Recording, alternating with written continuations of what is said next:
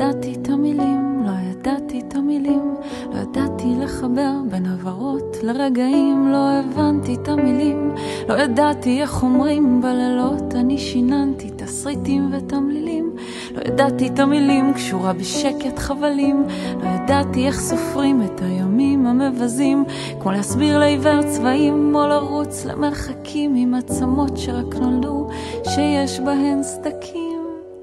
רק עוד קצת את תלמדי להגיד כל מה שרק תרצי. הם לא יודעים, לא מבינים כמה בוער לי מבפנים. הם לא יודעים, לא מבינים כמה בוער. ועכשיו אני גדולה, תכף בת 30, אני יודעת לדבר אחרי שנים של אימונים, אני יודעת גם לצעוק כשבאים הבריונים, עולם שלם פתאום נברא, יש לי את המילים, אני דוגמנית, אני יפה, צלמים ומאפרים בפרסומות על אוטובוסים, מחייכת על שלטים, עיתונאית ותחקירים, הם רואים בערוצים, הם לא יודעים, לא מבינים שלא היו לי אז מילים.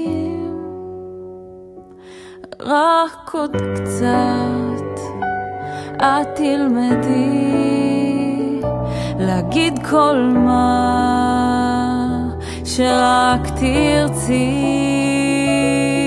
הם לא יודעים, לא מבינים כמה בוער לי מבפנים.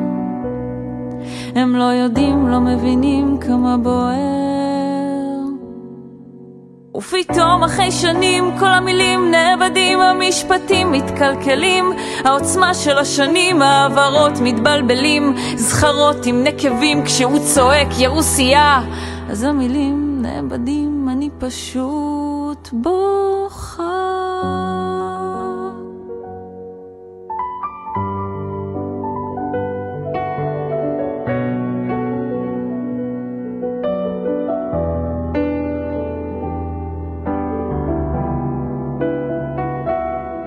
הם לא יודעים, לא מבינים כמה בוער לי מבפנים.